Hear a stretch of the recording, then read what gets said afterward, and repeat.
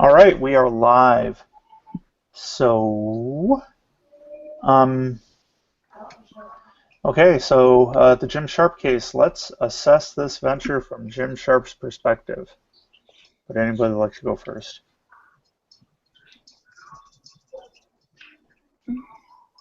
Nope. Nope. Okay, great. I'll go first. Um, so this was an interesting thing. Jim's younger than me and really wants to be his own boss to the point where he wants to buy a manufacturing company and turn it around. He wasn't really focused on any specific industry. It was just kind of go out and see what's available and kind of make himself fit to the industry. He bought a company that didn't have a good reputation, where he wasn't allowed to talk to the employees beforehand. He was given some very interesting counsel from the outgoing owner, who seemed to just want to cash in. Um, from Jim's perspective, I think he learned a lot of the acquiring a company process. There are a lot of things he realized that he was doing wrong along the way, and he was able to correct course. Um, so right now, it's his first day. He's walking blind into the people situation and somewhat blind into the industry. Well, no, he did some industry assessment in order to get the financing from the bank, but that's where he is. He doesn't really know. It's our job to help figure out what his steps should be on the first day and the next period.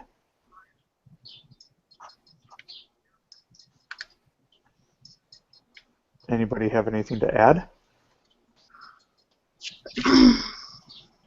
Well, what did everybody put on the pre-discussion poll? What do you think he should do first? I don't remember. Oh. No, yes, I do remember. I said gain the trust of the employees. Yeah, I said the same thing. Yeah. I updated the pricing. Money grabber. I know, right? Well, I figured, how are you supposed to gain the trust of the employees unless you can show that what you're doing is good and benefiting the company? And I mean, you don't really want to go around and, yeah, I just feel like that was a good way for him to go about it. That would be safe to gain the trust. Anyways, but who knows? Yeah. Didn't really want to work with a union. That wasn't my thoughts. Yeah, that was interesting. How the outgoing owner, whose name I forget right now, wanted to Brown, I think it was, wanted to basically suggested that Jim lock out the union, but the union had previously voted to decertify, which means basically no more union at that shop, and he didn't do anything about it. So he seemed like he had almost kind of worked himself into a situation. The building and grounds seemed to be neglected. I think Jim probably could have done anything, or I should say could do anything that showed that he was active in running the company to gain the employees' trust on that one, be it raising prices or just having a town hall meeting with the employees or what have you. Buy them lunch. Yeah, right. Have a party.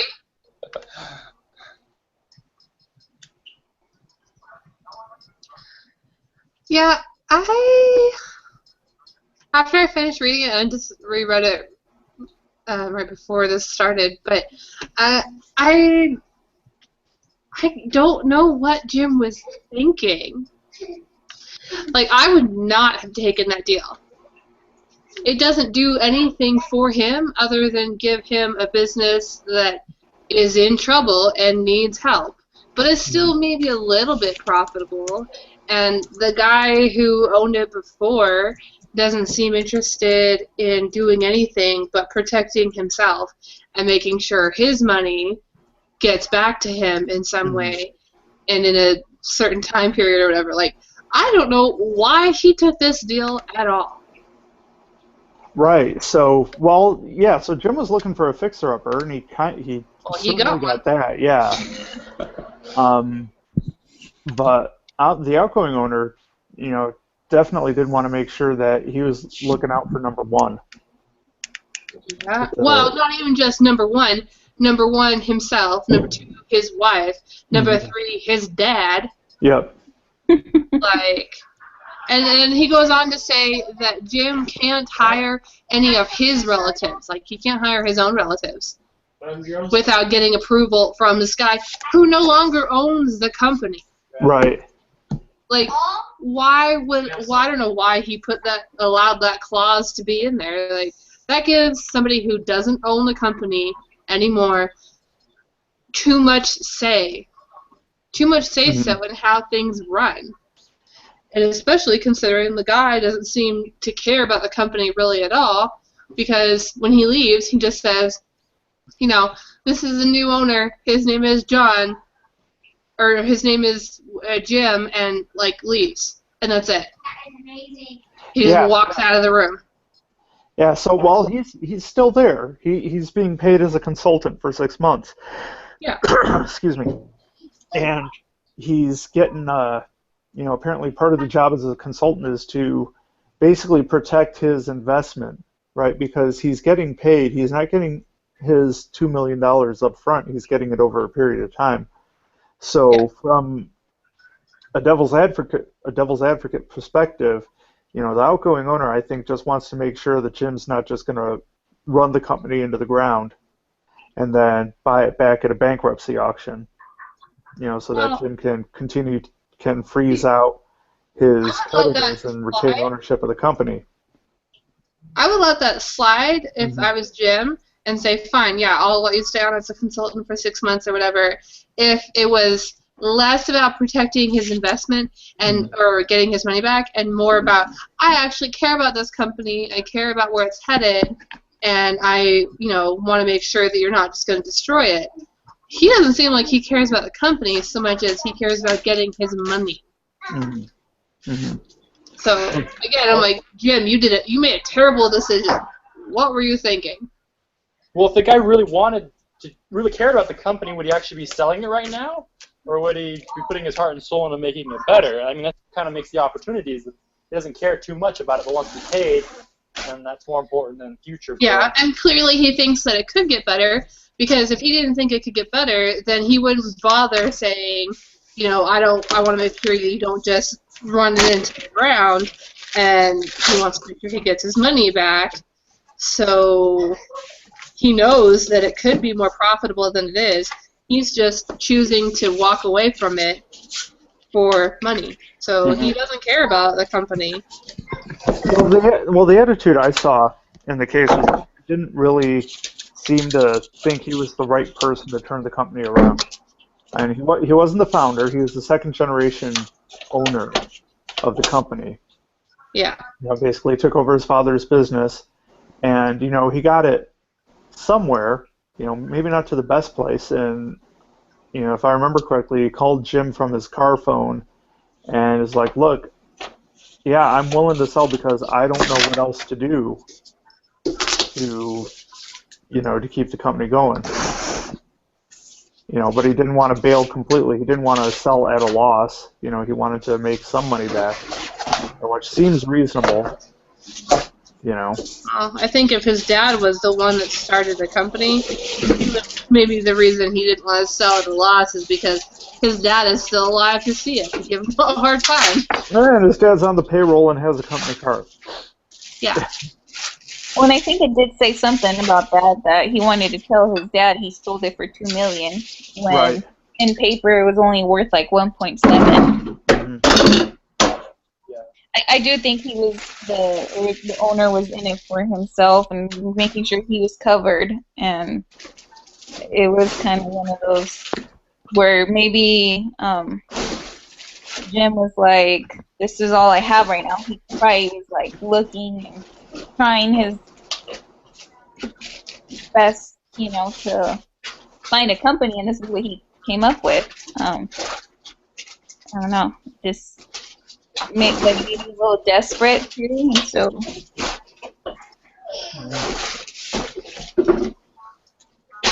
I think it's crazy though that how much the owner required and wanted and asked. Like I think he even wanted his parents' medical insurance and his medical insurance covered, and that's just crazy. Well, hey, medical insurance is hard to get. Yeah. No, I'm halfway joking there. Yeah. Well. I don't think you get COBRA coverage if you're self-insured and then all of a sudden you have no income. Yeah. So let's it sounds like we're kind of already jumping over to question 5. Did Jim make the right acquisition? It sounds like we're leaning towards no. Well, okay, if we're gonna go back to the other ones. On that one, but yeah, let's maybe we talk about the first ones first. Well, we kind of talked about the number 2. The implications for how he bought it is he has to really work those 6 months and make sure that he turns it around enough so that he doesn't go out of business and then be left with this empty, worthless company that has declared bankruptcy. Right. So the seller is he's actually getting a decent amount of the capital to buy the company from the seller. He's getting over half the company from the seller. He gets like 1.24 or something? Yeah. Yeah. So what happens if he defaults on that? If he defaults on on paying the seller back, yeah. What happens there? I would venture to say he would get sued for breach of contract, but yeah. And I wonder if ownership would revert back to. Most likely, it would. Yeah, it would default back to John. Yeah. Why do all these guys have similar names? John, Jim.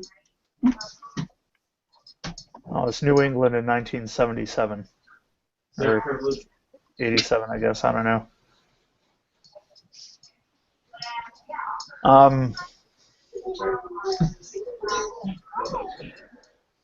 Yeah, that's interesting. The implication is it's a long-term debt payback of at least 6 years. The 540,000 of that is 6 years payback.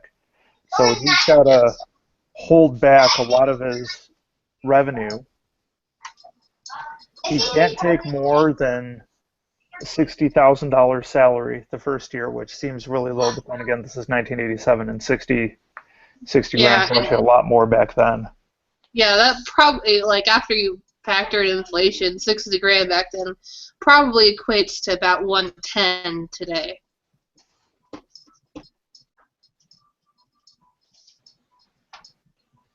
Let's see. Closer to 130, but yeah. Well, I wouldn't mind making that. Yeah, I wouldn't mind making that. Mm-hmm. I'm not sure that I would put up with this level of crap for it, though, but I wouldn't mind. I wouldn't mind earning that. Yeah. I feel like John would be really pushy because he keeps telling him, oh, yeah, I learned it by working the machine myself firsthand. I recommend you do that. And I recommend you get rid of the union. And I recommend you do this. And I'm like, if you have all these recommendations on how to fix things, why don't you just keep the company? Well, I think software was booming and a lot easier to get into, right? Yeah. He was going in software or something like that. Yeah. That's what it said. I wonder why Jim didn't just do software then. Dang.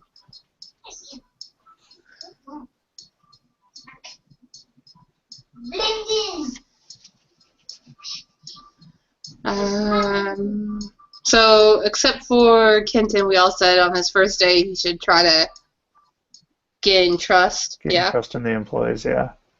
But I do think Kenton has a point that pretty much anything he did at this point would have shown his employees that he cared. Mm-hmm. Like cleaning the place, maybe. Well, I mean, so you guys said that you would gain the trust of the employees. What are you doing to gain the trust of the employees? What do you guys mean by that?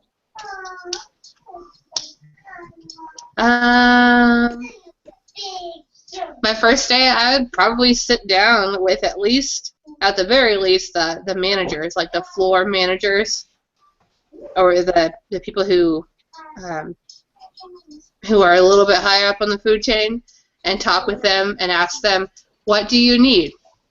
What needs to be changed? And I would not invite John. I would make sure that John is not there and say, John is no longer he is no longer running this company. He is a consultant, but he is not running this company. And so whatever you needed that you didn't want to tell John, that John told you no, tell me what you need, and I will see if I can make it work.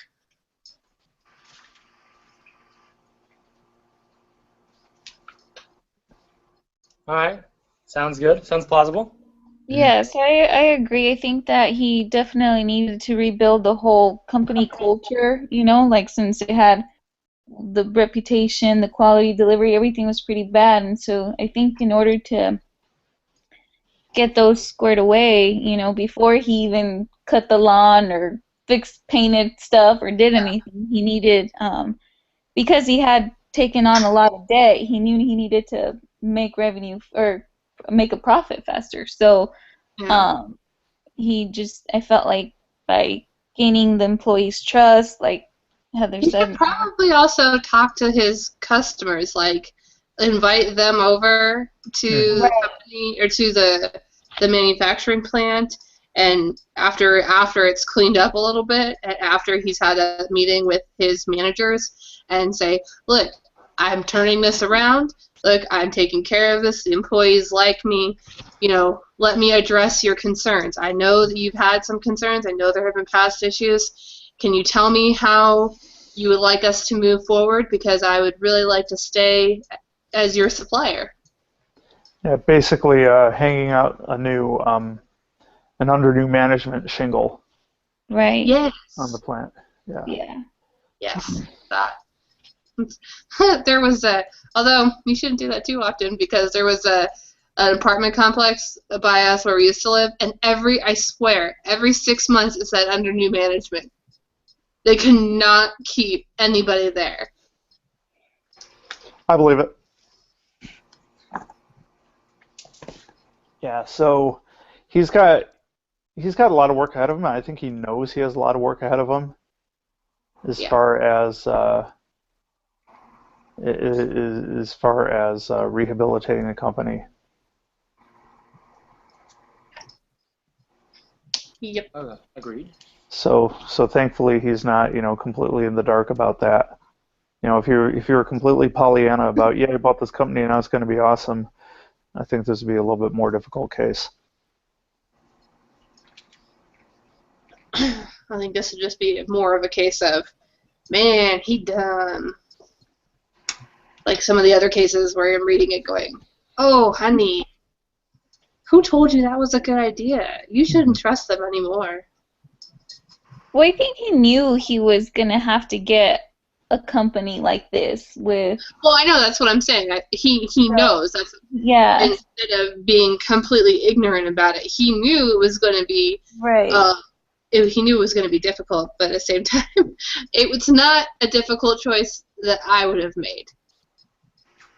If I was in his shoes, I would not have picked this fixer-upper. Yeah. I would have picked a different one. But for him, maybe it was the right one. Maybe he was good to handle all of that crap, but I would not have been. Well, like his criteria for looking, it was kind of like what within radius of his house, within this much revenue, like it just, something he can turn around in the manufacturing, and then it was kind of like that's it, right? Yeah, well, there was 60. He talked to 60 people. Yeah. Mm-hmm. So, I mean, he had options. It may just have been nobody else wanted to sell, or that they all wanted more money than he could raise. Yeah, and there was also the fact that he was learning as he went, as far as acquiring a company. I think he got pretty far into the negotiations with some of the companies, but either the board turned it down, or he, for whatever reason, the sale fell through, or he wasn't able to close it, or he, had nothing in the pipeline at various points in the negotiation. So there is definitely a lot of learning as he went along.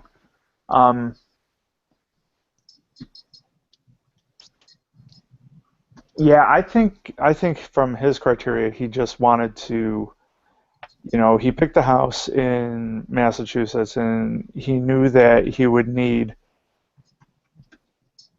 what's the best way of putting this? He knew that he wanted to maintain a certain level of lifestyle, I guess you'd say, along with the acquisition. So he tailored his qualifications, his criteria rather, for purchasing a company to fit that. It has to be within a certain commute distance from his house. Otherwise, he may have to relocate or not spend a lot of time at home, and his wife's about to have his first kid. You know, there's that part. It has to be in the manufacturing industry because that's what he knows. It has to be able to turn it around because, why otherwise, they're out the $150,000 in savings that they had. And he had to do it in a certain period of time too, right? So basically, looking to sell fast. Merger, acquisitions generally takes on the order of months to get Unless going. it's a really hostile one. Yeah, right. But he didn't want that. I don't think. Even though it was 1988, and that's that's was the style at the time, was corporations coming in and doing hostile takeovers and then dumping the stock for profit, which is part of the reason why Brown wanted all those legal clauses in the purchase agreement as well. So how do we feel? I kind of, for want of a better word, I got distracted by work email when we were having the priorities conversation. Did we? I should turn it off during group meetings. It's the last day of the month, and it's closing time, as it were. So for the first day, did we come to a consensus on? I don't think we have to come to a consensus, but did we come to a consensus on what he should do, like specifically? Did we manage to sway Kenton, or are we going to agree to disagree? We said he should meet with the higher up managers and ask them what kind of things John wouldn't give them that they think they need. Okay. And after that, to meet with his customers and say, I know we've had problems in the past, but I'm the new guy and I would like to fix things. So what will it take to fix our relationship with you? Right. So that sounds more like a 6-month type. Yeah. Plan. Okay. All right. So that's so basically you're saying first day meet with the manager. Meet with the management, then over 6 months meet with the customers. What about beyond that? What about like for the year? Replacing some of those machines. Because even though he told the bank that they would last another 20 years, he also said, I don't really think that was true. Right. So yeah, facilities, I think just in general, should be one of his priorities, but not his first. No, not his first, because they're still working. Right. They would at least, finish a couple of years. He might even be able to wait 5 years before he has to really, really think about replacing them. Now, in between all of that, he's got the union to deal with as well. So maybe that would be a day 2 thing, meet with the union. Yeah. Well, let's see. So they had struck in the, every 3 years, but it doesn't say how recently the last strike was. I don't think. So, that's probably a priority. You can't disband a union within a certain period of time from the collective bargaining agreement. So either he's got to wait out another strike, or he's got to, you know, move to decertifying, uh, the union. They need a 30, I think it's a 30% vote, or 30% of the employees need to nominate that the union be decertified before it goes to election. And they've got 50% from a letter saying that the union was weak and perhaps should be disbanded. So I don't know if that counts as a formal nomination to decertify the union or what. But based on the timeline of the of when they're going to strike next, then what are they? Then I think that shapes his priorities a little bit. Now, I'm trying to remember, what exactly are they striking about? So when unions generally go on strike, it's about wages and benefits. Yeah. Well, And clearly their benefits weren't so defined. Yeah, it's just whatever the union guidelines are, and the union guidelines basically as far as benefits is, okay, you get a minimum X number of dollars per hour. It's virtually impossible to fire somebody without cause. You can't lay people off. You lose a lot of control over your workforce. Whereas the alternative, being right to work, is you get a lot more control over your workforce. And the big argument with unions is that tends to not benefit the worker because that introduces an inequality in the workplace.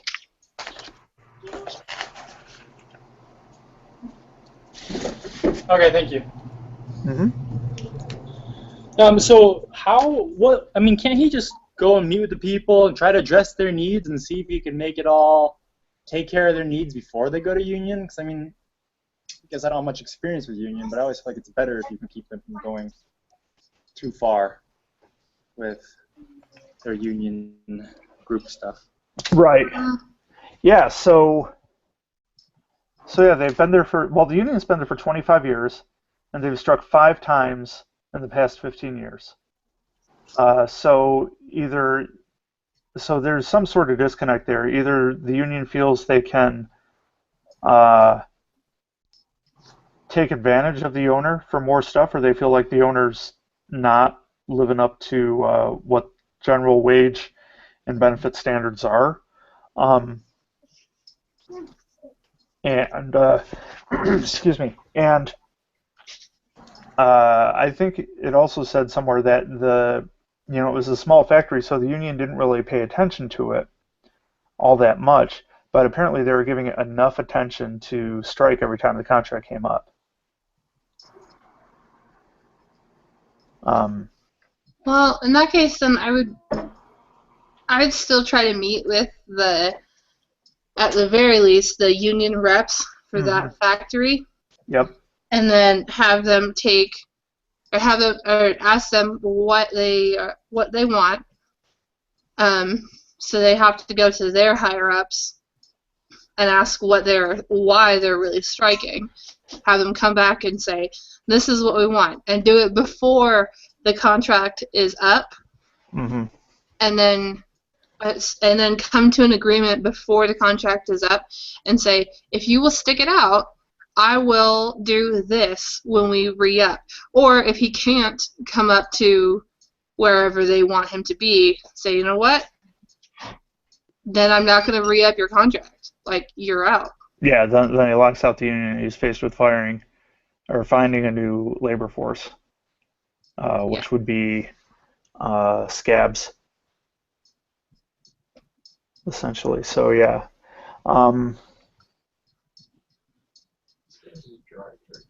Yeah, interesting and you know that just need. I'm Well, sorry, that just adds a new level of politics to the case. it wouldn't be the ideal solution. Yeah. Yeah, but no, I agree. I agree, and I've never belonged to a union, so I'm not. Well, my husband has, and my husband's been on. He was not even a scab. It wasn't even his part of. It wasn't even his union that was striking, but he had to still go into that facility, and like stuff got thrown in the car, and they yelled at him, and like. But you know what? There were a couple of times when the union went to bat for them, and it resulted in better things, and it never actually did come down to a strike. So I think the fact that they've actually gone on strike 5 times in 15 years says that there is some serious lack of communication. Right. And Exactly. that they really need to address that. And like I think maybe they just did that to show John, like, we might be a small factory, it might not be a whole lot of people here, but you know, at the same time, we can shut you down when we strike. Yeah. So at the very least, open up an avenue of communication. Yeah, at the very least, they need to figure that out. Agreed. Okay, so let's see here. So, getting back to it, did Jim make the right acquisition?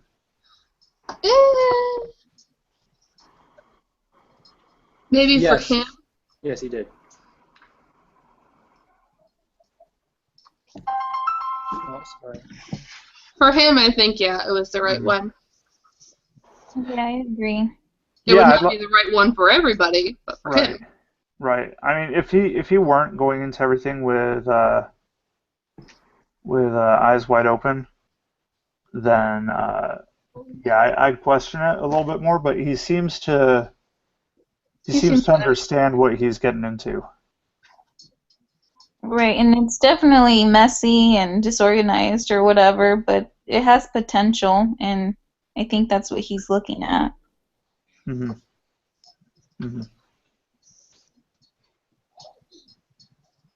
So he definitely has a lot of work cut out for him and lessons to be learned. More lessons to add to his list.